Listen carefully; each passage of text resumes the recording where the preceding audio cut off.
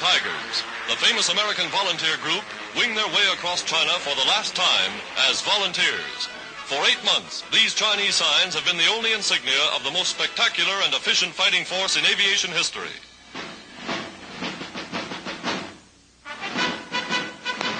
Now, wearing the emblem of their native land, the U.S. Air Force, they become regular officers with American flying forces fighting in China. A Jap flag for every plane shot down. 200 in less than 4 months. Leader of the volunteers, Brigadier General Chenot, now promoted to command all American flying forces in China. Here he outlines the field of operations. With flags and souvenirs, a grateful Chinese people pay simple tribute to the airmen who have done so much to clear the skies over their embattled land.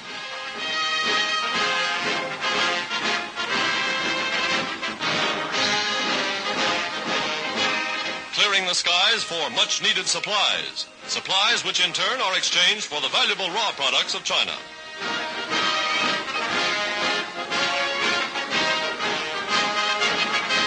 Losing no time, the new command plots the strategy of attack.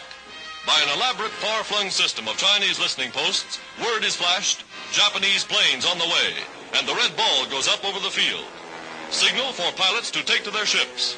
The Flying Tigers going into action for the first time in the uniforms of Uncle Sam.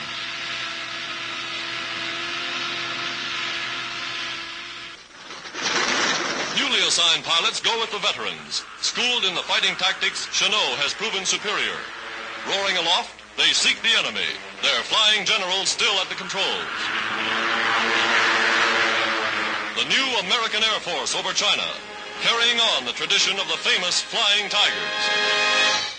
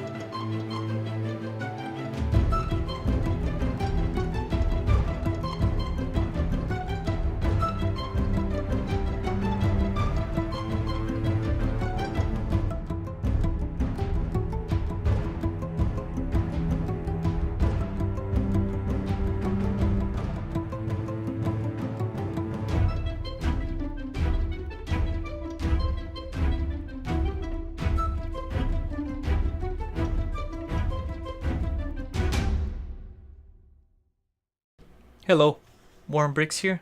This time we have the P-40B Tomahawk set 5527 with 270 pieces.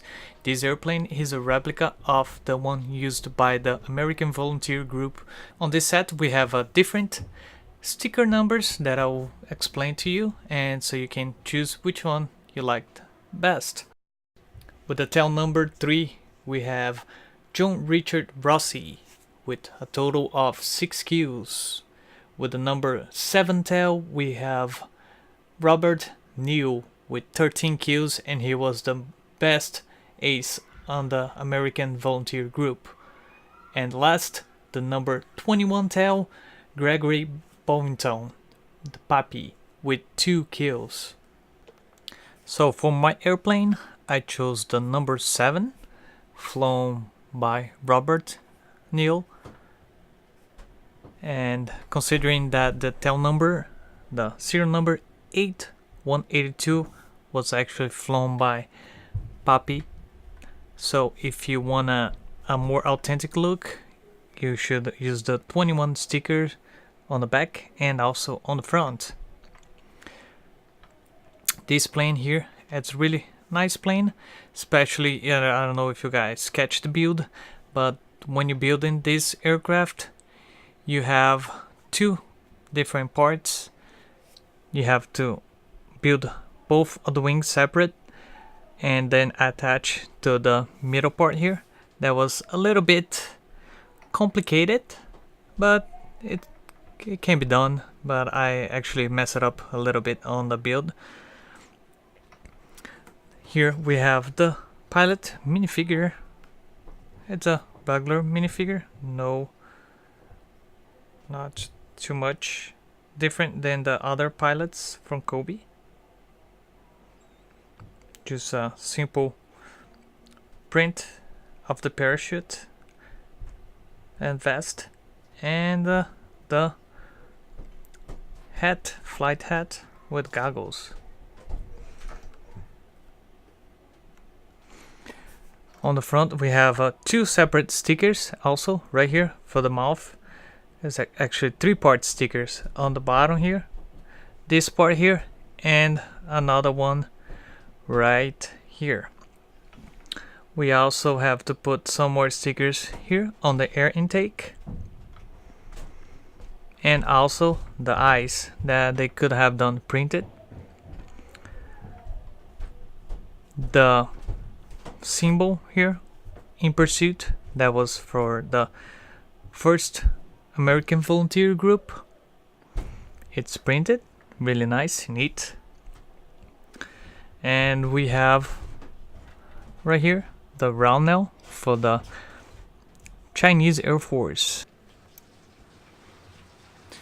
On the front we have our spinning propeller, similar as the other propellers on the Cobi airplanes.